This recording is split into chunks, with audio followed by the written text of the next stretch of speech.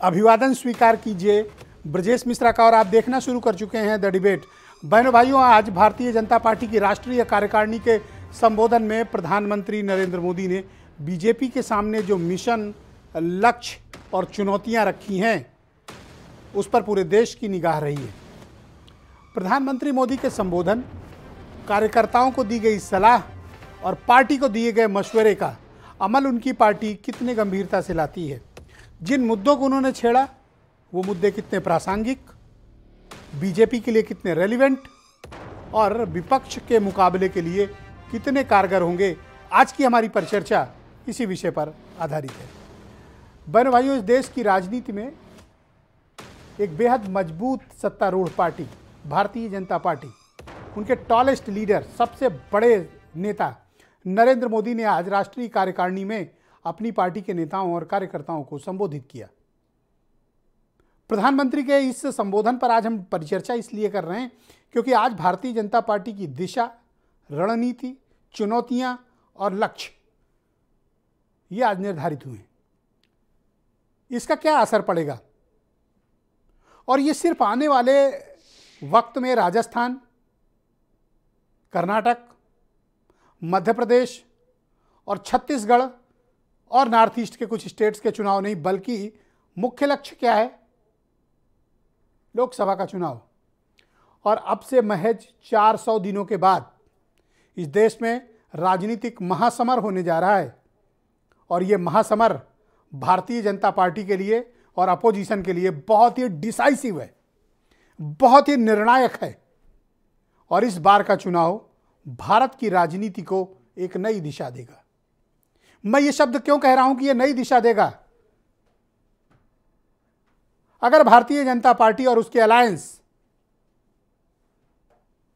ये चुनाव 2024 का थंपिंग मेजॉरिटी के साथ जीतने में कामयाब हुए तो इस देश में विपक्ष लगभग मृतप्राय स्थिति के लिए होगा, बहुत ही कमजोर हो जाएगा और फिर वो कभी सत्तारूढ़ दल को चुनौती देने की स्थिति में लंबे वक्त तक नहीं रहेगा।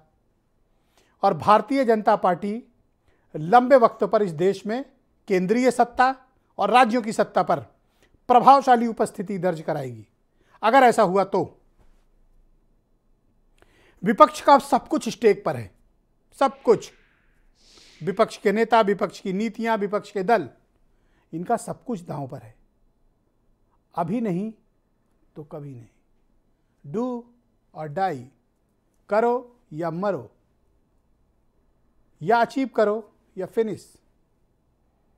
24 का चुनाव बहनों भाइयों बहुत ही निर्णायक और इतिहास में 2024 के चुनाव को हमेशा याद किया जाएगा। जब भी इंडियन डेमोक्रेसी पे किताब लिखी जाएगी 24 के चुनाव का बहुत अहम पड़ाव माना जाएगा। मैं इस बात पर बार बार जोर दे रहा हूं। क्यों? भारतीय जनता पार्टी अपने पीक पर है, स्वर्णिम काल, जिसे वो अमृत काल भी कहने, पीक, चरम। और विपक्ष अपने अवसान के चरम पर है, यानी लोएस्ट छू चुका है अपोजिशन। What next? अब आप देखिए कि प्रधानमंत्री नरेंद्र मोदी को मुकाबले में कौन व्यक्ति खड़े हो रहे हैं? राहुल गांधी। इस देश में बहनों भाइयों पदयात्राएं जब शुरू हुई हैं, इस देश का इतिहास राजनीति में बड़े भूचाल लाए हैं। कन्याकुमारी से कश्मीर, दूसरे चरण में अरुणाचल से गुजरात, यानी 24 का चुनाव आते आते राहुल गांधी विपक्ष के वो सर्वमान्य नेता होंगे जो प्रधानमंत्री नरेंद्र मोदी को सीधी चुनौती देंगे। और कौन सा दल देगा? कांग्रेस। उसके पीछे ये सब आपको अलाइनमेंट में मिलेंगे। अलग अलग चुनाव बड़े लड़ेंगे, लेकिन ये सब ये देखेंगे कि कांग्रेस बीजेपी को हरा पा रही कि नहीं। अगर कांग्रेस बीजेपी का रास्ता रोकेगी, ये फौरन सब मिलकर अलाइन हो जाएंगे। किसके साथ? कांग्रेस के साथ। ये जो क्षेत्रीय छत्रप हैं जिनके बारे में कल फिर हमने डिबेट की थी और उसके पूर्व में भी डिबेट की थी, विपक्ष के पास इस चुनाव के बाद कुछ बचेगा नहीं और सत्तारूढ़ दल इस वक्त पीक पर है। इसीलिए प्रधानमंत्री मोदी ने कहा यह हमारा अमृत काल है, स्वर्णिम काल, गोल्डन टाइम। हमें अति आत्मविश्वास से बचना है। जिस अति आत्मविश्वास के चलते हमने मध्य प्रदेश गंवाया था, छत्तीसगढ़ गंवाया था, राजस्थान गंवाया था, कर्नाटक गंवाया था, हमें उस अति आत्मविश्वास से बचना है। बात सही है उनकी। मुसलमानों को लेकर भी उन्होंने धारणा स्पष्ट की और बिल्कुल साफ कहा उन्होंने मुसलमानों को लेकर कि मुसलमानों के खिलाफ हमारी पार्टी के नेता विपक्षी दलों की तरह जो बयान दे रहे हैं उससे बाज हैं। पसमानदा और बोरा समाज के मुसलमानों से मिलें, वो भले वोट न दे रहे हो लेकिन उनसे मिलिए। तो ये 400 दिन बहुत ही निर्णायक हैं। आज से मान लीजिए कि युद्ध की दुदुम्बी बज उठी है और इस देश में राष्ट्रीय चुनावों को लेकर भारतीय जनता पार्टी ने पहली स्ट्राइक की है, पहला आगाज किया है। राहुल गांधी तो पहले से सड़क पर है, वो तो युद्ध का ऐलान कन्याकुमारी से कर चुके हैं। तो इस बार क्या होगा? तो बहनों भाइयों 2024 बहुत निर्णायक होगा। आज की परिचर्चा इसी पर है। कुछ स्टेटमेंट सुने आप। हम सब की अनंत शुभकामनाएं श्री नड्डा जी के साथ है। उनके नेतृत्व में पार्टी ने अपना पैंट भी बढ़ाया है, प्रसार भी बढ़ाया है और यश भी प्राप्त किया है। नड्डा जी के योगदान को पार्टी आज इसकी अनुमोदना भी करती है और उसको स्वीकारते हुए इनके कार्यकाल को जून 2024 तक बढ़ाती है। राजनीतिक दल का ये काम है कि वो अपने पार्टी के लिए तैयारी शुरू करे और तैयारी करे।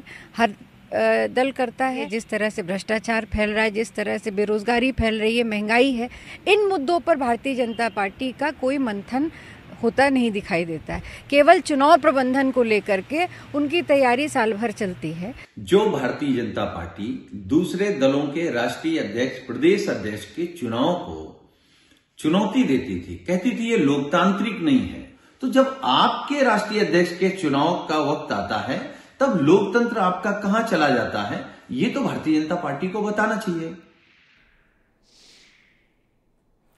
तो बहनों भाइयों, आज की इस परिचर्चा को आगे बढ़ाते हैं और मैं प्रारंभ में भी बता चुका हूं कि आज की परिचर्चा राजनीतिक रूप से बहुत ही दिलचस्प है।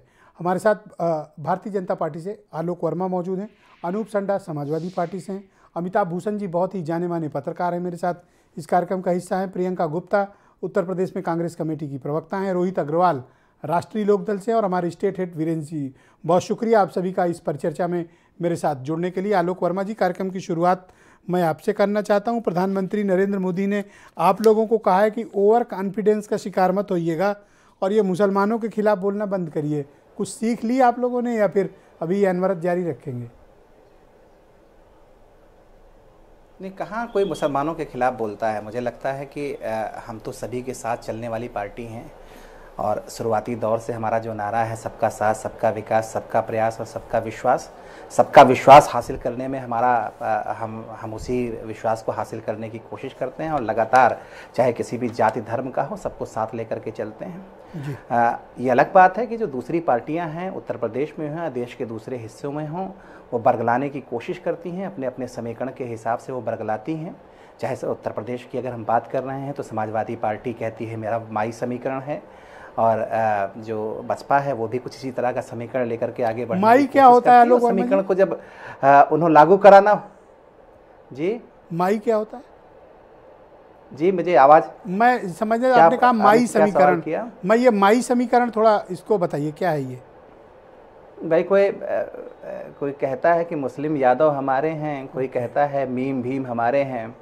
तो मुझे लगता है कि उत्तर प्रदेश के लोग और हिंदुस्तान के लोग कहीं आगे बढ़ चुके हैं। 21वीं सदी की दुनिया है। सभी पार्टियों को उत्तर प्रदेश के लोगों ने भी देख लिया है, हिंदुस्तान के लोगों ने भी देख लिया है और आज की जनता, आज के वोटर ये अच्छी तरीके से समझते हैं कि किस पार्टी की तरफ जाने से देश का हित सधेगा, देश के लोग आगे बढ़ेंगे, बेरोजगारी दूर होगी, आम आदमी की ज़िंदगी बेहतर होगी। तो मुझे लगता है जात जमात की सियासत के दिन अब लद गए। जो पार्टियां काम करेंगी वो आगे बढ़ेंगी। भारतीय जनता पार्टी जैसा जीवन संगठन मुसलमानों के प्रति आप लोग अपनी ओपिनियन में कुछ तब्दीली ला रहे हैं, ऐसा प्राइम मिनिस्टर की स्पीच से लगा? भाई हमारे यहाँ तो बाकायदा एक संगठन है, एक मोर्चा है, काम करता है, अल्पसंख्यकों के साथ काम करता है, उनके साथ उनकी भलाई के लिए, उनकी तरक्की के लिए जो कुछ काम हो सकता है भारतीय जनता पार्टी करती है। और केवल मुसलमानों के लिए क्यों, मुझे लगता है कि जो भी जातियां हैं, जो भी वंचित तबके के लोग हैं, महिलाएं हैं, उनके लिए भारतीय जनता पार्टी कुछ दर्शक हमें मैसेज कर रहे हैं। मुझे लगता है यही एक पार्टी ऐसी है जो सब कुछ दर्शक फेसबुक और ट्विटर पर मैसेज कर रहे हैं लाइव डिबेट आपकी बात सुन के। उनमें कुछ लोग आपसे पूछना चाहते हैं कि पठान फिल्म देखनी है नहीं देखनी? आपकी आवाज़ बहुत साफ मुझे नहीं आ रही है। कुछ प्लीज। दर्शक हमें मैसेज कर रहे हैं सोशल मीडिया पे, फेसबुक, ट्विटर पे। वो कह रहे हैं आलोक वर्मा जी से पूछिए पठान फिल्म देखना है या नहीं देखना। नहीं, पठान देखें चाहे जो मूवी देखें, क्या फ़र्क पड़ता है, उनकी मर्जी है, उनकी इच्छा है। लेकिन मुझे लगता है कि अगर कुछ लोगों की नाराज़गी भी किसी रंग विशेष के लिए होती है तो मुझे लगता है उसमें भारतीय जनता पार्टी इन्वॉल्व नहीं है। सभी को सबका ध्यान रखना चाहिए, सभी धर्म का, सभी जाति का जो विश्वास है सबको अपने विश्वास पे अमल करना चाहिए और सभी को दूसरे धर्म के लोगों का सम्मान भी करना चाहिए। तो मुझे लगता है ये कोई खास फ़र्क नहीं रखता। भारतीय जनता पार्टी किस तरीके से आगे बढ़ी है ये देश दुनिया के लोग अच्छी तरीके से जानते हैं। उत्तर प्रदेश के लोग लगातार अगर भारतीय जनता पार्टी को वोट दे रहे हैं, जिता दे रहे हैं, किसी भी तरीके के समीकरण अगर उत्तर प्रदेश में बन रहे हैं, आपको याद होगा कि 2019 में किस तरीके से समाजवादी पार्टी और बसपा के लोगों ने समीकरण बनाया था और आप ही कह रहे थे कि सारी पार्टियां अब कहीं दिखाई नहीं पड़ेंगी। लेकिन शानदार जीत हमने हासिल की। 10 सीटें एक पार्टी को मिली थी, 5 सीटें दूसरी पार्टी को, और कांग्रेस 1 सीट पर अटक गई थी। तो मुझे लगता है कि उससे आगे बढ़ने की हमारी कोशिश है और लगातार हमने प्रयास किया है। जब 2022 का नतीजा आया उसके बाद भी जो हारी सीटें थी वहां पर भी हम लगातार काम कर रहे हैं और 2019 में जो सीटें हम हार गए थे 16 सीटें, उस पर भी हमने लगातार क्या काम किया और उसका असर भी पहले भी दिखाई पड़ा है, आगे भी दिखाई पड़ेगा। जो लोग कहते थे कि फला इलाका हमारा गढ़ है, फला लोकसभा क्षेत्र हमारा गढ़ है, फला जिला हमारा गढ़ है, आज सारे गढ़ ढह चुके हैं। भारतीय जनता पार्टी के प्रत्याशी बुलंद तरीके से जीतते हैं, चाहे विधानसभा का इलेक्शन हो चाहे लोकसभा का इलेक्शन हो। मुझे लगता है कि ये तो प्राइम मिनिस्टर की स्पीच के बाद और इस संदेश के बाद आप लोगों ने कुछ अपनी कार्यशैली में कुछ बदलाव किया है? जो हमारे जो नेतृत्व है वो बीच बीच में हमको किस दिशा में जाना है, किस तरीके से आगे बढ़ना है, ये बताता रहता है और हमें लगता है कि उस मार्गदर्शन। शुक्रिया आपका। मैं अनूप संडा जी को आमंत्रित करता हूं, समाजवादी पार्टी के प्रवक्ता हैं। बहुत शुक्रिया आपका अनूप जी। मैं आपसे समझना चाहता हूं कि आज प्राइम मिनिस्टर ने राष्ट्रीय कार्यकारिणी में अपनी पार्टी के कार्यकर्ताओं के लिए टारगेट सेट किया, लक्ष्य दिए, चुनौतियाँ क्या हैं, ओवर कॉन्फिडेंस से बचना है, मुसलमानों के खिलाफ हेट कैंपेन नहीं करनी है, कुछ स्टेटमेंट नहीं देना है, पसमानदा मुसलमानों से मिलना है, समाज के जो विभिन्न वर्ग हैं और स्पेशली युवा जो 18 से 25 साल हैं जिन्होंने पिछली सरकारों का भ्रष्टाचार नहीं देखा है, उनके बीच जाना है। इस तरह की तैयारियां आपको कितनी चुनौतीपूर्ण लगती हैं अनूप जी? देखिए, निश्चित तौर पे चुनाव लोकसभा का बहुत ही महत्वपूर्ण होने वाला और देश की तकदीर का फैसला करेगा। लेकिन जहां तक माननीय प्रधानमंत्री जी के बयान का सवाल है, उनके भाषण का सवाल है, प्रधानमंत्री जी दोहरी भाषा बोलते हैं। कभी यही प्रधानमंत्री जी हुआ करते थे जो कपड़े देख करके आतंकवादी पहचान लेने की बात करते थे और आज अपने कार्यकर्ताओं को कह रहे हैं कि उनको अल्पसंख्यकों के खिलाफ जबान नहीं खोलनी चाहिए या अभद्र भाषा नहीं बोलनी चाहिए। पूरी भारतीय जनता पार्टी का इतिहास नफरत का, देश में सांप्रदायिक ध्रुवीकरण पैदा करने का, और अगर और पीछे थोड़ा जाइए आज़ादी के आसपास तो भारतीय जनता पार्टी जिस राष्ट्रीय स्वयंसेवक संघ की विचारधारा से संबंध रखती है, जिसके द्वारा परिचालित होती है, इस विचारधारा का इतिहास इस देश में कुछ जातियों की श्रेष्ठता स्थापित करके वर्ण व्यवस्था को मजबूत करने की विचारधारा रही है। आज आसन्न 2024 के चुनाव में भारतीय जनता पार्टी को अपनी असफलता की संभावनाएं दिखने लगी और उसकी आशंका है जो प्रधानमंत्री जी ऐसी भाषा बोल रहे हैं। हमारे पूर्वांचल में उनकी किस भाषा पर आपको लगता है कि ये भाषा थोड़ी डिफरेंट है? बिल्कुल, माननीय प्रधानमंत्री जी थे। आज एक मैंने देखा कि भाजपा की राष्ट्रीय कार्यकारिणी की बैठक में राजनीतिक प्रस्ताव में एक चर्चा आई कि साहब प्रधानमंत्री जी के लिए अभद्र भाषा का प्रयोग होता है।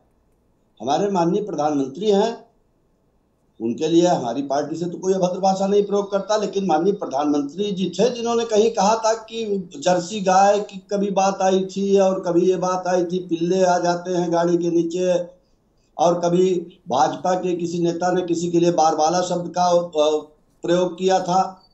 तो ये अगर भद्र भाषा थी तब तो भारतीय जनता पार्टी को अपेक्षा करनी चाहिए और मांग करनी चाहिए विपक्षियों से। लेकिन अगर ये अभद्र भाषा थी तो भारतीय जनता पार्टी को तो अपनी पिछली भूलों के लिए अपनी क्षमा मांगनी चाहिए कि जिस तरीके की राजनीति में। पर आपने ये बात महसूस की कि सिर्फ 400 दिन बचे हैं और काउंटडाउन मशीन बीजेपी में लग गई है काम स्टार्ट कर दिया उन्होंने, आपकी तैयारी कहाँ है? कि समाजवादी पार्टी पूरी तरीके से चुनाव की तैयारी में जुटी है। प्रत्येक चुनाव में हम लोग पूरी ताकत के साथ, पूरी ऊर्जा के साथ और पूरी मेहनत के साथ भाग ले रहे हैं। हमारे कार्यकर्ता जमीनी स्तर पे काम कर रहे हैं और जो बेरोजगारी का मुद्दा है, जो महंगाई का मुद्दा है, और एक चीज ब्रजेश भाई मैं और आपको बताना चाहता हूँ कि ये सबका साथ सबका विकास की बात करते हैं।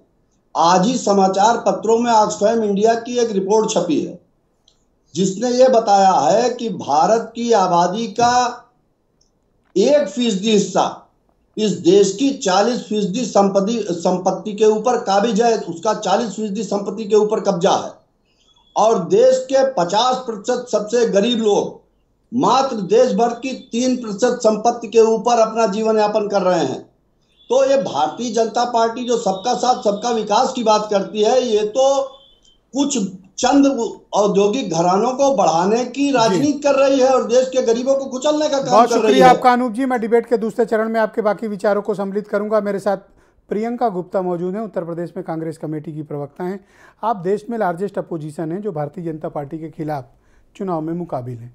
मैं आपसे समझना चाहता हूं कि भारतीय जनता पार्टी की तैयारियों का एक आउटलुक आज समझ में आ गया कि वो किस दिशा में बढ़ना चाहते हैं। विशेष तौर पर आपकी पार्टी से वो ज़्यादा चौकन्ने हैं। उनके मुकाबले कांग्रेस तैयारियों के स्तर पर कहाँ है? और दूसरा, प्रधानमंत्री ने आज कुछ जो बातें कही अपने कार्यकर्ताओं को संबोधित किया है, कांग्रेस उसको किस नज़रिए से देखती है? ब्रजेश जी, मैं सबसे पहले तो ये कहना चाहूँगी कि आज जो भी प्रधानमंत्री जी ने कहा है वो वाकई में बहुत ही सीरियस बात है, और वो सारी बातें इस बात का इंडिकेशन है कि किस तरह से वो डरे हुए हैं। और वो डरे किससे? भारत जोड़ो यात्रा से।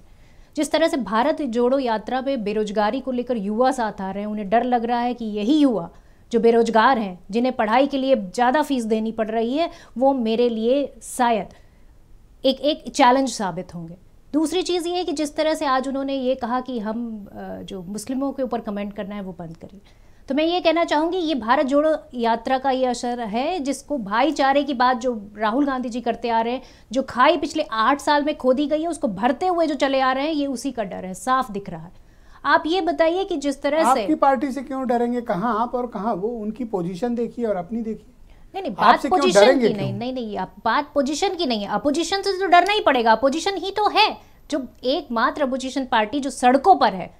आज पिछले जो है आप देखिए सितंबर से जो सड़कों पर है, 3000 से ज़्यादा किलोमीटर पैदल यात्रा कर चुके हैं, ठंड गर्मी बरसात जिसमें कोई मतलब नहीं है। जिस तरह से बुजुर्ग शामिल हो रहे हैं, जिस तरह से जो एक युवा साथ में आ रहे हैं, बच्चे आ रहे हैं, महिलाएं साथ में आ रही हैं, तो ये साफ जाहिर है कि कहीं ना कहीं एक माहौल क्रिएट हो रहा है। के पास 1 लाख आर्मी है ना, तो उनके कंपैरिजन में आप सिर्फ 15,000 हो। आप उनको कहां से ये बताइए, अगर इतने कमजोर हैं तो फिर इन्हें ये जोड़ गांठ करके ये ऑपरेशन कमल खिलाने की क्या जरूरत है? आप बताइए कर्नाटक में क्या हुआ, आप बताइए मध्य प्रदेश में क्या हुआ, आप बताइए कि महाराष्ट्र में क्या हुआ, आप ये बताइए कि छीन तो लिया, क्या कर लिया आपने? नहीं तो ये हकीकत भी तो है। महाराष्ट्र आपसे छीन लिया, मध्य प्रदेश आपसे छीन लिया। नहीं कैसे छीना? आपसे छीन लिया। लोकतंत्र का हनन किया ना। आप चुनी हुई सरकार को गिरा सकते हैं, आपने पैसे सिवाय बिहार के अलावा किसी ने इनका बदला नहीं लिया। नहीं, देखिए ब्रजेश जी, ये सारी चीजें सामने आएंगी क्योंकि महंगाई एक मुद्दा है, बेरोजगारी एक मुद्दा है, छोटा व्यापारी परेशान है, ये मुद्दा है, और ये मुद्दा है कि 1% लोगों के पास इस देश की 40% संपत्ति है।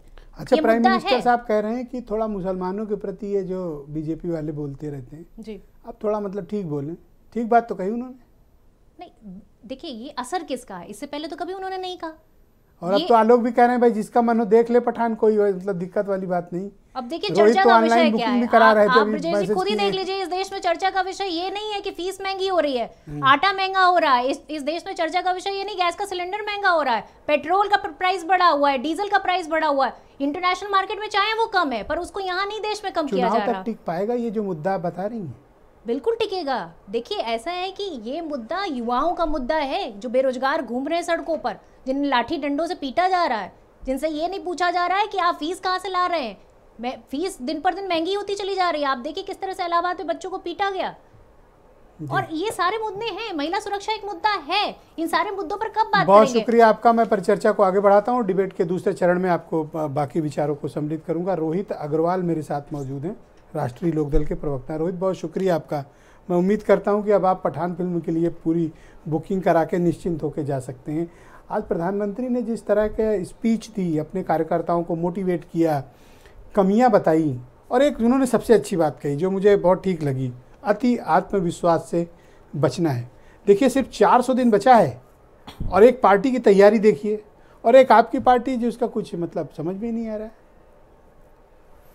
नहीं बिल्कुल बहुत विजय जी, देखिए पहली चीज़ तो ये है कि पठान मूवी की फर्स्ट शो की बुकिंग है मेरी, तो पार्टी के काफ़ी कार्यकर्ताओं के साथ जाएंगे पिक्चर देखने। अरे आलोक को भी ले जाओ, दिखा लाओ। आलोक जी का भी स्वागत है, आलोक जी टिकट हैं हमारे पास, काफ़ी एक्स्ट्रा हैं, तो वो चलिएगा, है ना, आनंद आएगा आपके साथ अगर हम बैठ के देखेंगे तो, क्योंकि अभी पॉपकॉर्न कुछ भाषा बदली है। पॉपकॉर्न भी ले लो। पॉपकॉर्न भी खिलाएंगे आलोक जी, आइए तो। अच्छा ठीक है, अब अपनी बात रखो। बाकी विजेश जी मैं सिर्फ इतना कहूँगा कि अच्छी बात है, राष्ट्रीय कार्यकारिणी की बैठक थी, तो राष्ट्रीय कार्यकारिणी की बैठक किसकी थी? सत्ता दल की थी ना, सत्ता दल, और दूसरा कार्यकाल, अभी 1.25 साल बाकी है चुनाव में, मतलब आपके ऊपर बड़ी जिम्मेदारी है। उसमें जनता कहाँ थी? उस बैठक में जनता कहाँ थी? देश कहाँ था? देश के मुद्दे कहाँ थे? क्यों गायब थे ये सारे मुद्दे? युवा की चर्चा हुई क्या? चर्चा हुई कि 2 करोड़ रोजगार देने का वादा हमने पहले किया था, वो हम आज तक नहीं दे पाए, आगे कैसे देंगे?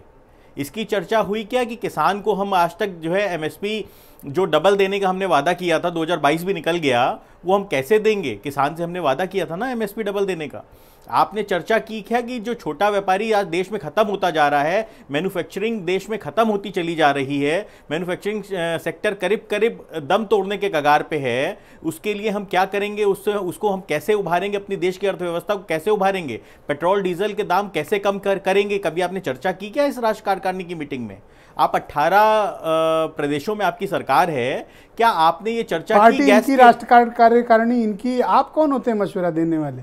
सत्ता में है ये, सत्ता में है ये ब्रिजेश जी, और इनकी जिम्मेदारी है देश की समस्याओं के प्रति, और हमारी जिम्मेदारी है देश की समस्याओं को इन तक पहुंचाने की। हम तो अपनी जिम्मेदारी चलेंगे तो आप जैसी हालत में नहीं पहुंच जाएंगे, तो अच्छी बात है। फिर तो ठीक बात है। फिर तो आप ये कहिए ना, सत्ता सुख के लिए कुछ भी करेंगे। गंगा विलास बिहार में फंसा हुआ है, और गंगा निकल गया। आप कैसी बात करो?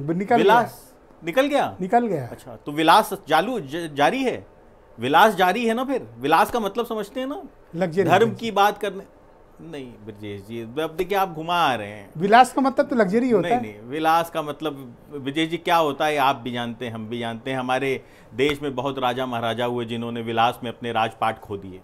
तो ये वही, आप अगर धर्म के नाम पे गंगा मैया के अंदर अगर विलास करवा रहे हैं, जो इसीलिए वो बिहार में फंसा था, और कोई कारण नहीं था फंसने का उसका। अच्छा, प्रधानमंत्री ने हेट स्पीच को कम करने के लिए या धार्मिक घृणा को कम करने के लिए बात कही कि मुसलमानों के खिलाफ मतलब ना बोलिए ज़्यादा। चलिए, एक्सेप्ट तो किया आपने कि आप अभी तक मुसलमानों के खिलाफ बोल रहे थे, अच्छी बात है। अगर आप नहीं बोलेंगे, बिल्कुल नहीं बोलना चाहिए, मैं बिल्कुल एग्री करता हूं प्रधानमंत्री जी से। और कम से कम प्रधानमंत्री जी के संज्ञान में है कि हमारे कार्यकर्ता किस तरीके से एक धर्म विशेष के खिलाफ जो है साजिश करते हैं, एक धर्म विशेष के खिलाफ अपशब्दों का प्रयोग करते हैं। तो कम से कम आपने एक्सेप्ट तो किया कि मुसलमानों के खिलाफ हम जो कर रहे हैं वो हमें नहीं करना चाहिए। बीजेपी की तैयारियों का मुकाबला आप कर पाओगे? अभी से 400 डेज काउंटडाउन स्टार्ट, देखो तैयारी देखो उनकी। विजय जी, हमारे लिए जनता सर्वोपरि है, हमारे लिए हम किसी भी कद के हों। अरे हमारे उनके लिए कौन सा मंगल ग्रह सर्वोपरि? उनके लिए भी पब्लिक ही सर्वोपरि है। बताइए, जनता कहाँ थी इस राष्ट्रीय कार्यकारिणी की बैठक में? जनता कहाँ थी? देश कहाँ था? विकास कहाँ था? इन पे चर्चा क्यों नहीं की आपने? चर्चा किस पे की आपने? सत्ता सत्ता सत्ता, कुर्सी कुर्सी कुर्सी, सिर्फ इस पे आप चर्चा कर रहे थे। उसके अंदर आप जनता के दर्दों के ऊपर चर्चा नहीं कर रहे थे। आपको भी तो वही चाहिए? नहीं चाहिए, बिल्कुल नहीं चाहिए। मैं अमिताभ भूषण जी को थैंक यू। डिबेट के दूसरे चरण में आपके बाकी विचारों को मैं सम्मिलित करूंगा। अमिताभ भूषण जी मुझे दिल्ली से ज्वाइन कर चुके हैं, बहुत ही जाने माने पत्रकार हैं। अमिताभ जी, बहुत शुक्रिया आपका। आज राष्ट्रीय कार्यकारिणी हुई, नया लक्ष्य, नई चुनौतियाँ और नया एजेंडा बीजेपी का सेट हुआ है। नड्डा जी को दूसरा कार्यकाल भी दे दिया गया है, बढ़ा दिया गया है जून 2024 तक के लिए। इस पूरी राष्ट्रीय कार्यकारिणी का जो राजनीतिक संदेश है वो आप कैसे उसका आकलन करते हैं? देखिए, बहुत साफ है ब्रजेश जी, ये 2024 की तैयारी है जिसका जिक्र प्रधानमंत्री ने भी अपने उद्बोधन में किया है। और उससे पहले 2023 को लेकर जो कुछ कहा गया, कल उसकी चर्चा हुई थी और बताया गया था कि नड्डा जी ने संदेश दिया है कि 2023 में एक भी चुनाव नहीं हारना है। 10 राज्यों में चुनाव है और लोकसभा के लिहाज से देखें तो 112 सीट, लगभग 21% सीटों पर इसका असर होगा। तो वो एक बड़ा टारगेट बीजेपी के लिए था, जिस पर कल चर्चा हुई थी। और आज उन्होंने कहा कि 4 से और 3 बचे हैं, तो पूरे देश में सक्रिय होने की जरूरत है। दूसरी कम्युनिटी जो अभी तक बीजेपी से दूर है, उन सारे समुदायों को कैसे जोड़ना है, उसको लेकर क्या कुछ कर सकते हैं, ये सब संदेशा प्रधानमंत्री का रहा है। और उन्होंने ये भी कहा कि पर्यावरण, प्रकृति, रसायन मुक्त खेती, उसके लिए क्या कैसे करेंगे, वो सारी चर्चा भी हुई है। लेकिन इस सारी चर्चा का मामला ये है कि जिस गंभीरता से प्रधानमंत्री सारी बात कह रहे हैं, क्योंकि अभी तक ब्रजेश जी एक चीज तो है ही कि चाहे वो आंध्र प्रदेश के भीतर या तेलंगाना के भीतर वार्ड का चुनाव हो, तो वहां भी प्रधानमंत्री के नाम की चर्चा होती है और उस पर बीजेपी चुनाव लड़ती है। विधानसभा, एमसीडी राज्यों का चुनाव, तो मोदी जी के नाम पर बीजेपी चुनाव लड़ती है, जीतती है। इस स्थिति में संगठन को लेकर जो बात प्रधानमंत्री ने कहा है, बीजेपी संगठन के तौर पर उस रूप में मजबूत होगी, वो वहां तक पहुंच पाएगी, उसका असर होगा, ये सारी चीजें आने वाले वक्त में इस सब का आकलन किया जाएगा। लेकिन इस सब में एक बात बहुत साफ तौर पर मैं मानता हूं ब्रजेश जी, कि राहुल गांधी की यात्रा के बाद एक परिस्थिति तो जरूर है कि देश में एक जो मोदी विरोधी मत है उसकी गोलबंदी और उसके भीतर एक आशा का वातावरण तो जरूर दिख रहा है। राहुल गांधी प्रधानमंत्री होंगे, नहीं होंगे, जैन जी की पार्टी से कोई होगा, ओवर कॉन्फिडेंस का जिक्र बार बार प्राइम मिनिस्टर ने अपनी स्पीच में क्यों किया? इसका कारण यह है ब्रजेश जी कि 14 देखिए, 19 देखिए, देश की 180 सीटें ऐसी हैं लोकसभा की जहां कांग्रेस से ही मुकाबला बीजेपी का होता है। कांग्रेस की स्थिति अगर 14-19 की तुलना में इस वक्त आप देखेंगी तो कांग्रेस संगठन के भीतर और जो मुद्दे हैं, जैसे ओल्ड पेंशन स्कीम का क्या असर हिमाचल में हुआ है वो हम सब ने देखा है। राजस्थान के भीतर चुनाव है 2023 में विधानसभा में, उस मुद्दे का कितना असर होगा वो दिखेगा। ऐसे कई राज्य हैं जहां बेरोजगारी दर में जो शीर्ष के राज्य है, राजस्थान हो, मध्य प्रदेश हो, आप नॉर्थ ईस्ट के राज्य में चले जाएं, 3 राज्य में वहां भी है, और आप कर्नाटका चले जाए, बेरोजगारी वहां भी मामला। तो इन सब में, जम्मू कश्मीर में आप देखेंगे तो उस सब का जो एक स्थिति बनी है, जो मुद्दे हैं, वो भी लोगों के बीच बहुत सक्रिय है और जिस तरीके से कांग्रेस उसको उठा रही है वो बहुत प्रभावी होता हुआ दिख रहा है। तो जाहिर है प्रधानमंत्री दूरदर्शी हैं, वो चीजों को समझते हैं, वो समझ रहे हैं कि क्या स्थिति बन रही है। और एक और इन्होंने इंपॉर्टेंट पॉइंट मेंशन किया कि ये सबसे अच्छा युग चल रहा है भारतीय जनता पार्टी का, जो मैं प्रारंभिक उद्बोधन में भी कह रहा था कि ये पीक टाइम है, चरमोत्कर्ष वाली स्थिति में भारतीय जनता पार्टी है। क्या प्राइम मिनिस्टर को इस बात का अंदेशा है कि कार्यकर्ता मेहनत करने से कुछ पीछे हट रहे हैं या हट सकते हैं, या फिर उनको सत्ता की आदत लग गई है, थोड़ी उतनी मेहनत नहीं कर रहे हैं जो उनसे एक्सपेक्टेड है? देखिए, इस दौर में ब्रजेश जी, बीजेपी ने सबसे पहले शुरुआत की, धीरे धीरे बाकी पार्टियों में हुआ। कार्यकर्ता आधारित और संगठन आधारित चीजें अब चुनाव में बची नहीं, अब सब जगह प्रबंधन के जरिए चुनाव है। लीडर्स की जगह तमाम पार्टियों में डीलर बैठे हुए हैं, मैनेजर बैठे हुए हैं। तो लीडर और मैनेजर के दौर में वर्कर की बात अगर किसी पार्टी के कोई प्रमुख कह रहे हैं या प्रधानमंत्री कह रहे हैं तो महत्वपूर्ण बात है, लेकिन अब वर्कर किस पार्टी के भीतर कितने बचे हुए हैं वो भी देखना पड़ेगा। और खास तौर पर जब कोई भी पार्टी सत्ता में होती है तो हाल के वर्षों में तो मैं देख रहा हूं कि लीडर और वर्कर दोनों गायब हैं, डीलर, मैनेजर, एजेंट, इस तरीके के लोग बढ़ गए हैं। तो वो क्या घर घर संपर्क कर बहुत शुक्रिया आपका अमिताभ जी। मैं डिबेट के दूसरे चरण में आपके बाकी विचारों को सम्मिलित करूंगा। मेरे साथ वीरेंद्र सिंह जी हमारे स्टेट हेड भी इस कार्यक्रम में जुड़ चुके हैं।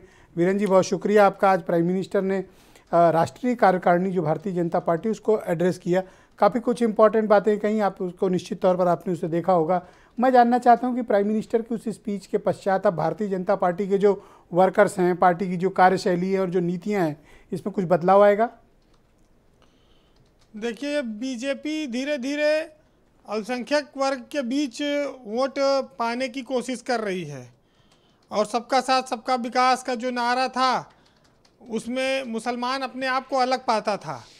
अब शायद बीजेपी का कुछ उधर ध्यान गया है, लेकिन आज जेपी नड्डा को 1 साल का कार्यकाल दिया गया। हिमाचल में बीजेपी हार गई, नड्डा वहां से आते हैं, उसके बावजूद नड्डा को 1 साल का विस्तार मिला, ये साफ है कि बीजेपी में कोई अध्यक्ष बने, कोई किसी पद पर रहे, लेकिन चेहरा मोदी का ही चलता है और मोदी के नाम पर ही वोट मिलता है।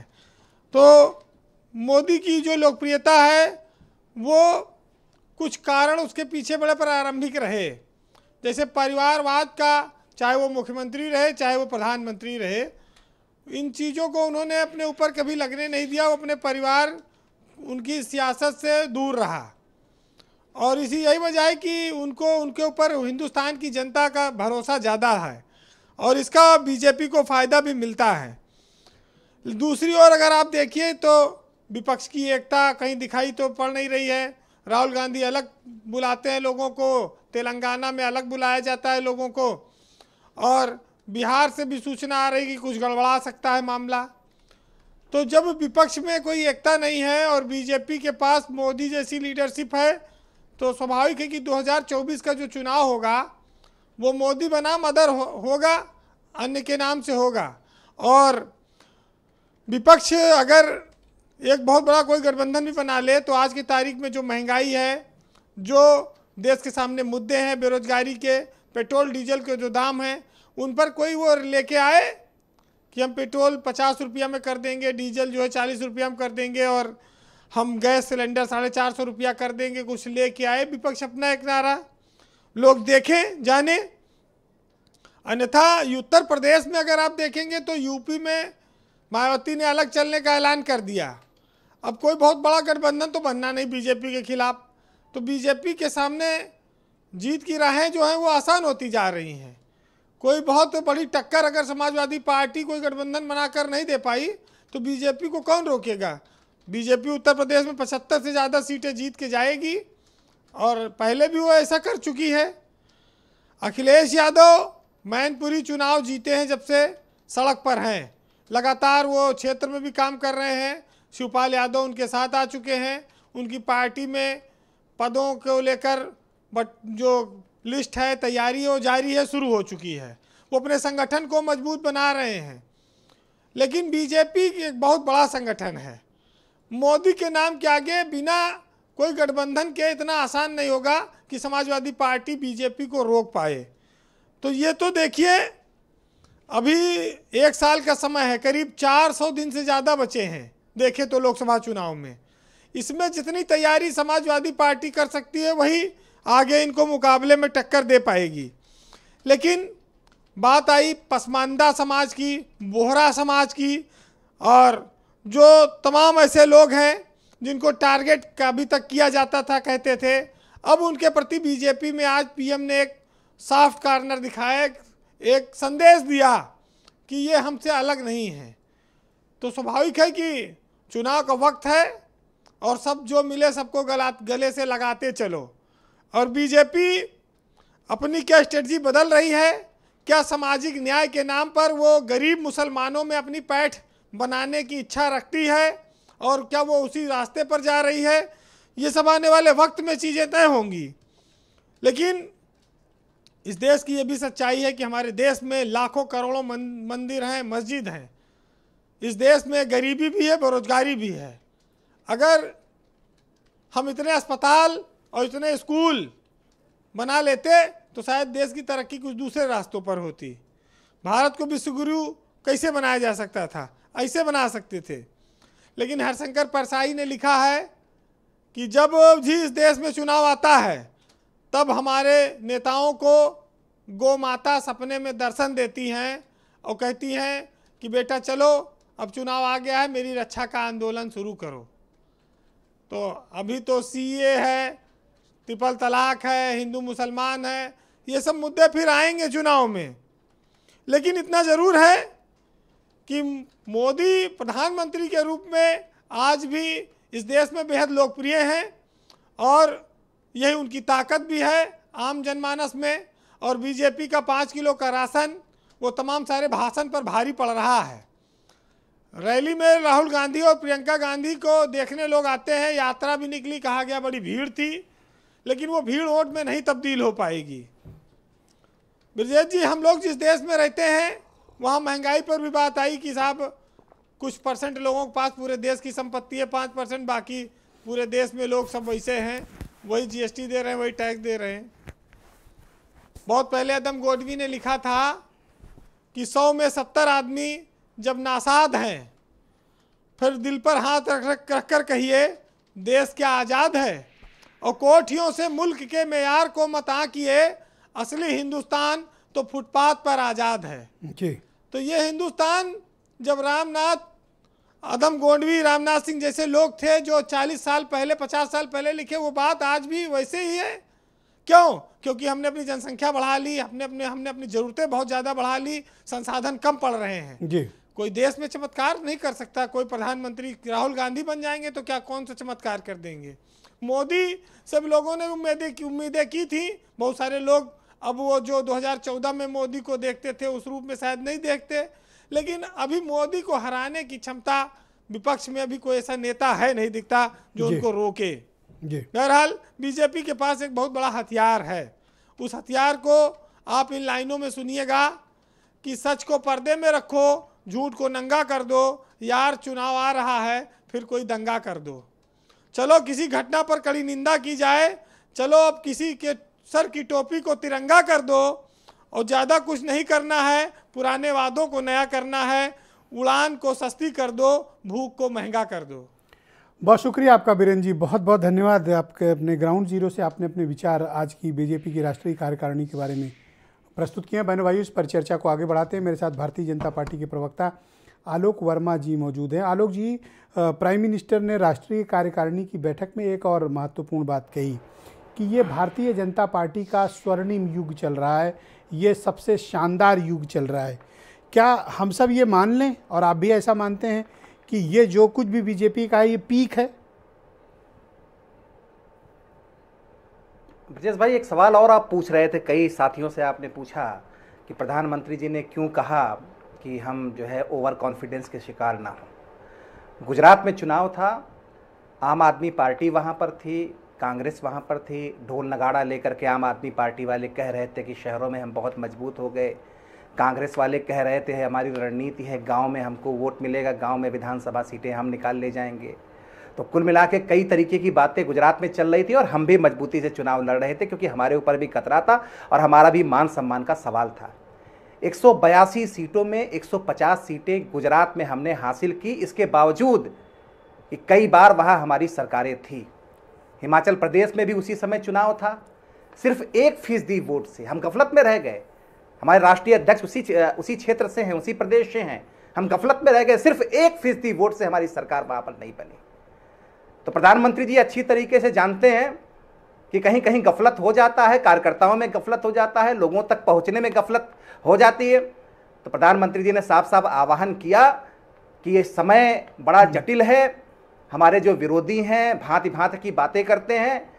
आज जैसे हमारे साथी कह रहे थे, कई शेर उन्होंने सुनाया, तो मैं भी उस पर कह दूं कि आज की रात बहुत गर्म हवा चलती है, आज की रात ना फुटपाथ पे नींद आएगी। तो मुझे लगता है कि 1 साल तक हमको नींद नहीं आनी है। सरकार ने जो काम किया है, चाहे वो हमारे प्रादेशिक सरकारें हों, चाहे केंद्र में जो सरकार है, केंद्र में जो सरकार मोदी जी की रोहित अग्रवाल ने अपने प्रथम चरण के बयान में ये कहा था कि सिर्फ पार्टी और सत्ता की चिंता है, देश की चिंता क्यों नहीं? देश की ही चिंता है साहब। अभी हमारे एक साथी थे, विपक्ष के साथी, कह रहे थे कि कार्य समिति में क्या बातें की प्रधानमंत्री जी ने, क्या आम आदमी की बात की, बेरोजगारी की बात की, रोजगार की बात की, इसकी चिंता की, उसकी चिंता की। अरे साहब क्या बात की? यही तो प्रधानमंत्री जी ने कहा कि हमारी सरकारों ने जो काम किया है उसे हमें हर दरवाजे पर लेकर के जाना है। अगले 1 साल तक, चाहे वो हमारी केंद्र सरकार हो, चाहे राज्य सरकार हो, जो भी हमने काम किया है इन 5-10 सालों में, 2014 से केंद्र में माननीय मोदी जी की सरकार है, क्या काम हमने गरीबों के लिए क्या किया, हमने आम आदमी के लिए क्या किया, रोजगार के लिए हमने क्या किया, सड़कों के लिए हमने क्या किया। तो वो सारे काम लेकर के हम जनता के बीच जा रहे हैं, जाते रहेंगे। तो मैं आ रहा हूं रोहित जी, लगता है कि भारतीय जनता पार्टी पार्टी है। हम काम जो सत्ता में होते हैं वो परिवर्तन के लिए काम करते हैं जी, और जो संगठन में होते हैं वो जो सरकारें काम करती हैं उसको जनता के बीच ले जाते हैं। हम वो पार्टी नहीं है जब इलेक्शन आ जाता है, 1-2 महीने रह जाता है, उसके बाद सड़कों पर निकल जाते हैं, उसके बाद समीकरण बैठाने निकल जाते हैं। अभी आज मैं कहीं अखबार पढ़ रहा था कि आज अखिलेश यादव जी कहीं तेलंगाना की तरफ जा रहे हैं। अरे साहब, उत्तर प्रदेश में सारे समीकरण उन्होंने देख लिए। मैं तो देख रहा था 2014 के बाद से, जब 2017 में आया तो राहुल गांधी के पास भागे भागे चले गए, 2019 आया तो उन्होंने कहा कि दुश्मनी नहीं चलेगी भाई, अब मायावती जी तो के क्या साथ ये चलेंगे, तेलंगाना हाथी और में साइकिल साथ केसीआर साथ से चल मदद पड़े। मांगने जा रहे हैं और आप, जब ऐसा मानते हैं? 2019 के बाद 2000 अरे वो क्या करने जा रहे हैं वो जाने। मुझे तो लगता है बताइए अनूप संडा जी, ये अखिलेश यादव तेलंगाना जा रहे हैं, इस बात पर बड़ा एतराज है बीजेपी को। बोलिए अनूप जी, क्यों जा रहे हैं तेलंगाना? एतराज नहीं हो कहीं, एतराज तो ऐसा है ब्रजेश भाई, कहीं भी जाए हमें कोई एतराज नहीं है कि आलोक जी हमको बोलने जम्मू दो, आलोक जी बोलने दो, अनूप जी बोलिए। जम्मू कश्मीर में इन्होंने पीडीएफ के साथ मिलकर के सरकार बनाई थी, जो पार्टी कहती थी कि कश्मीर में पाकिस्तान की करेंसी चलनी चाहिए, और ये हमारी एक रैली में जाने पर सवाल उठा रहे हैं। इनको तो कोई हक ही नहीं है बात कहने का। ये सत्ता के लिए कहीं भी भागने वाले लोग हैं, जनता के साथ वैचारिक ठगी करने वाले लोग हैं। ना ना ना, बीच में नहीं, बीच में नहीं, नो इंटरप्शन प्लीज। आलोक जी उनको सुनिए। आलोक भाई बोलिए अनूप जी को। और भाजपा की राष्ट्रीय कार्यकारिणी की बैठक प्रधानमंत्री का प्रशस्ति गान का कार्यक्रम था। भारतीय जनता पार्टी ने, माननीय प्रधानमंत्री जी ने कहा कि भाजपा का स्वर्ण काल चल रहा है। भाजपा का स्वर्ण काल हो सकता है, लेकिन इस देश के लिए संकट काल चल रहा है। प्रधानमंत्री जी ने कहा था कि 2022 में सब गरीबों को पक्के मकान मिल जाएंगे। आज देश के गरीबों की क्या हालत है? आज अखबारों में एक रिपोर्ट छपी है कि देश के भवन निर्माताओं का कहना है कि अगले साल 30% से ज्यादा मकानों की कीमतें बढ़ने वाली हैं। आप 5 ट्रिलियन इकोनॉमी बनाने वाले थे, कहां पहुंचे हैं? आज देश दिसंबर माह के विदेशी व्यापार के आंकड़े छपे हैं, आपका निर्यात 12.5% से ज्यादा घट गया है। ये सपने दिखाने वाले लोग हैं, और इसीलिए हम लोग कहते हैं कि भारतीय जनता पार्टी का नाम भारतीय जुमला पार्टी होना चाहिए। ये सपने दिखा करके लोगों के वोट को ठगने का काम करते हैं। और देश के माननीय प्रधानमंत्री जी ये पता नहीं कितनी भाषा में बात करते हैं कि बोलते कुछ है, इनके कार्यकर्ता करते कुछ है। पूरे देश में नफरत की आग लगा करके देश की राजनीति को जाति और धर्म में बांट करके, और ये उपदेश दे रहे हैं हमको कि हम तो जात धर्म की राजनीति नहीं करते। हाँ। अरे ये तो वो लोग हैं कि जिन्होंने हिंदुस्तान के बंटवारे के पहले मुस्लिम लीग के साथ बैठ करके सरकार बना ली थी पश्चिम बंगाल में। पर तेलंगाना में क्या कर रहे हैं आप लोग? आरोप लगा रहे हैं कि तेलंगाना क्यों जा रहे हैं भाई? रैली में क्यों जा रहे हैं? तेलंगाना का क्या मसला, ये भी तो बताओ। नहीं, तेलंगाना में एक व्यापक विकल्प की तैयारी हो रही है, एक व्यापक विकल्प की कोशिश हो रही है, और उसमें समाजवादी पार्टी निश्चित तौर पे पेश है, आगे है। मतलब गैर बीजेपी गैर कांग्रेस एक अलायंस पर काम हो रहा है कि जो इस देश को इस अन्यायी, अत्याचारी, तानाशाह और गैर जिम्मेदार भाजपा के शासन से मुक्ति दिलाए, इस मदारीगिरी से, शब्दों की मदारीगिरी से देश को मुक्ति दिलाए। देश के प्रधानमंत्री की बात का महत्व हो। थैंक यू, बहुत शुक्रिया। मैं प्रियंका गुप्ता को आमंत्रित करता हूँ। प्रियंका जी, जिस तरह की तैयारी भारतीय जनता पार्टी ने की है, और एक वैचारिक संदेश भी प्राइम मिनिस्टर ने आज दिया है। एक तो अत्यात्म विश्वास वाला मसला है, जो आप इनसे अभी लोग बता रहे थे कैसे हिमाचल बस थोड़ा गलतफहमी में निकल गया आपके हाथ में, लेकिन मुकाबला बहुत कठिन है। कांग्रेस तैयार है? देखिए, आलोक जी अभी कह रहे थे कि उनको नींद नहीं आ रही है। हाँ, नहीं एक साल से वो सो नहीं, मतलब एक साल तक वो सोएंगे नहीं। कैसे सोएंगे भाई? इस देश की जनता को जो परेशान कर रखा है, इस देश के युवा सो पा रहे हैं क्या? नौकरी जिनके पास नहीं है वो कैसे सोएंगे, ये बताइए। जो छोटा व्यापारी था, जो छोटा मोटा अपना काम करता था, उसको जीएसटी के डर से शटर बंद करके भागना पड़ा।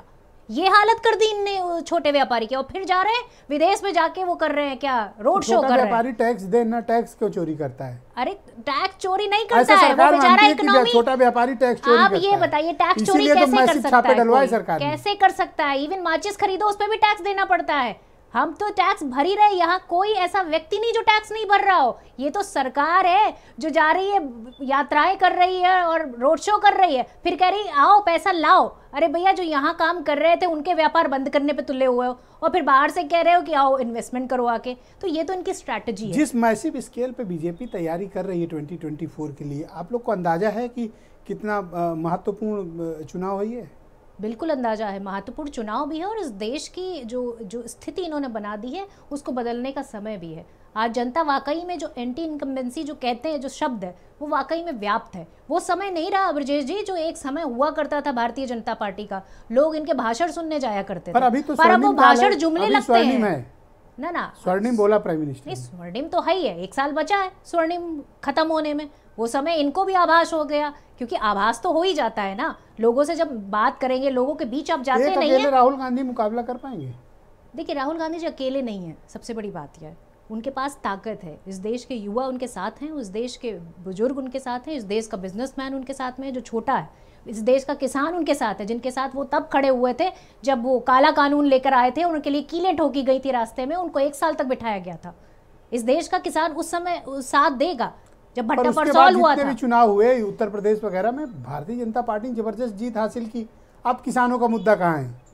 अरे भारतीय जनता पार्टी ने जीत हासिल की तो कैसे की? बोला कि किसानों की आय दुगनी कर देंगे। मैंडेट तो जनता के बीच फिर इन्होंने कहा कि हर व्यक्ति को पक्का घर दे देंगे, फिर कहा 2 करोड़ रोजगार दे देंगे, फिर कहा नोटबंदी कर रहे हैं, उसके बाद हम 50 दिन के बाद सड़क पे मिलेंगे।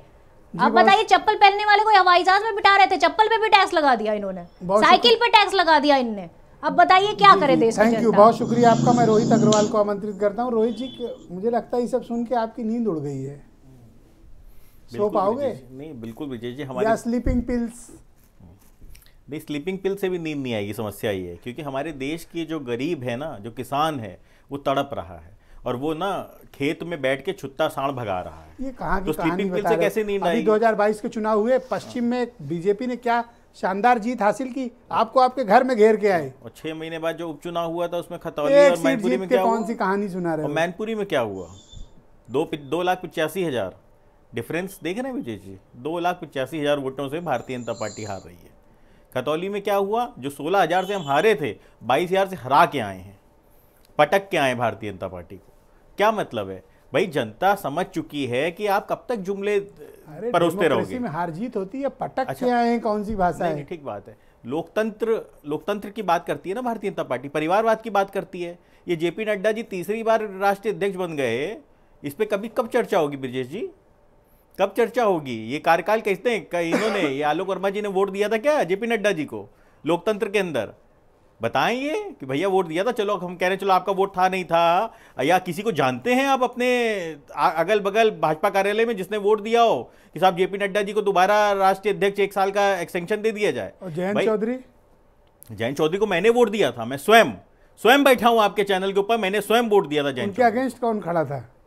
उनके अगेंस्ट जब आप मुझे एक चीज ये बताइए, उनके अगेंस्ट पर्चा भरने के लिए सबको राइट था। मैं चाहता तो मैं उनके अगेंस्ट पर्चा भर सकता था, परंतु जब हमारे लोकदल के अंदर जो चौधरी चरण सिंह जी की विचारधारा से प्रेरित लोग हैं, जब वो खुद चिल्ला के कह रहे थे कि सिर्फ माननीय जयंत चौधरी जी चाहिए, सिर्फ माननीय जयंत चौधरी जी चाहिए, अरे इनके तो पर्चा भरने तक का मौका नहीं मिला, इनके तो पर्चा भरने तक का मौका नहीं मिला कि कोई पर्चा भर सके जेपी नड्डा के खिलाफ। प्रवक्ता न रह पाते कोई। अरे भाई साहब, मैं प्रवक्ता नहीं हूँ, मैं प्रदेश अध्यक्ष हूँ व्यापार प्रकोष्ठ का, आपकी जानकारी के लिए बता दूं। आप अपग्रेड हो गए? हाँ, तो आपकी जानकारी के लिए बता दूं। वो पद भी चला जाता फिर आपका। नहीं, ठीक बात है। आप तो वोट दे के आए हो ना जेपी नड्डा को, जो यहाँ पे बैठ के ज्ञान दे रहे हो। नहीं, आप तो वोट दे के आए हो ना, आपको तो पर्चा भरने तक का मौका नहीं मिला कि आप पर्चा भर दो। पता ही नहीं चला कि जेपी नड्डा जी का कार्यकाल भी एक्सटेंशन होने वाला है। बाकी तो छोड़ दो, लोकतंत्र की बात करते हैं और ये बात कर रहे हैं कि साहब हम 1 साल तक सोएंगे नहीं। कैसे नींद आएगी? अगर कुछ काम किया होता तब तो नींद आती ना। आपको भी दिख रही है कि जो तड़पता हुआ किसान है, जो भटकता हुआ युवा है, आपको भी दिख रहा है, तो आपको नींद आएगी कहां से मित्र? नींद तो तब आती है जब सुकून से, मेहनत से, जनता की सेवा करने के बाद आप बिस्तर पे जाओगे तो नींद अपने आप आंख बंद करते ही आएगी। तो परंतु समस्या ये है, और प्लस एक और बात हुई, आपकी उड़ी हुई लग रही है। नहीं, हमारी तो उड़ी रहेगी। जब हमारे किसान जो है खेत के अंदर सांड भगा रहे हैं छुट्टा, तो हम कैसे सो सकते हैं? हमारी तो उड़ेगी ही ना। दूसरी चीज ये, इन्होंने कहा स्वर्णिम काल, पीक है हमारी पार्टी का। भाई बिल्कुल बधाई हो, पीक पे अब आप आ गए, अब आपका डाउनफॉल शुरू होने वाला है। आपने खुद एक्सेप्ट कर लिया। देखिए, पीक के बाद तो कुछ नहीं है और आप तो खुद ही कह रहे हैं। अमिताभ भूषण मेरे साथ दिल्ली से मौजूद हैं, बहुत ही जाने माने पत्रकार है। अमिताभ जी, बीजेपी यानी सत्तारूढ़ दल और अपोजिशन के सामने किस तरह के चैलेंजेस अब आपको इन 400 दिनों में देखने को मिलेंगे? देखिए, सबसे तो ये है ब्रजेश जी कि नैरेटिव में बीजेपी हमेशा मास्टर रही है 2014 से खास तौर पर। तो 2014 के बाद से जिस तरीके से नैरेटिव बना के बीजेपी चुनाव लड़ी, अभी काउंटर नैरेटिव तैयार होने लगा है। कांग्रेस ने भारत जोड़ो यात्रा के जरिए देश भर में जो इश्यूज है, जो मुद्दे हैं, उनके जरिए काउंटर नैरेटिव सरकार के सामने एक नैरेटिव क्रिएट किया है। उसके काउंटर में एक नैरेटिव क्रिएट करना पड़ेगा। ये साबित करना पड़ेगा सत्ता पक्ष को कि विपक्ष जो आरोप लगा रही है, जो जनहित के मामले का हवाला दे रही है, उस सब में सत्ता पक्ष ने काम किया है। ये उनको साबित करना पड़ेगा। 14 और 19 में ये स्थिति नहीं थी, इस बार ये स्थिति थोड़ी बदली है। दूसरी बात ब्रजेश जी, एक चीज और भी है, मैं कई बार सुनता हूं थर्ड फ्रंट की चर्चा होती है। देखिए, फ्रंट तो दो ही होगा। थर्ड फ्रंट की राजनीति तभी समाप्त हो जाती है जब लेफ्ट फ्रंट जैसी चीजें समाप्त हो जाती है। एक वो फ्रंट था जिसके पास 50-55 सीटें होती थी और उसके बाद बाकी लोग जुड़ते थे। आज के समय इस देश में कांग्रेस और बीजेपी को छोड़ दीजिए तो किसी भी राज्य में किसी भी क्षेत्रीय पार्टी के पास वो स्थिति नहीं है कि वो 50-55 सीटें लेके बैठी हो और उनमें बाकी पूंजी जुड़ जाए। तो लड़ाई जब आमने सामने की होगी और उस लड़ाई में जब कांग्रेस खड़ी हो रही है, भले मुद्दों के आधार पर खड़ी हो रही है, राज्यों में वोट प्रतिशत में इजाफा कर रही है, सरकारें बना रही हैं और लोगों के भीतर सक्रियता बढ़ रही है, नए लोग उसके साथ एसोसिएट हो रहे हैं, तो इस सब परिस्थिति में जाहिर है कि बीजेपी के सामने एक चुनौती होगी, क्योंकि 14 और 19 की तरह 24 का मुकाबला सहज नहीं रहने वाला है। ब्रजेश जी, बहुत शुक्रिया आपका अमिताभ भूषण जी, और मैं बाकी मेहमानों का भी बहुत शुक्रगुजार हूं कि उन्होंने अपना बहुत कीमती वक्त आज की परिचर्चा के लिए निकाला। आप सबका बहुत बहुत शुक्रिया और धन्यवाद कार्यक्रम में सम्मिलित होने के लिए। और बहनों भाइयों, आप सबका भी बहुत शुक्रिया इस कार्यक्रम को देखने और परिचर्चा का हिस्सा बनने के लिए। थैंक यू, नमस्कार।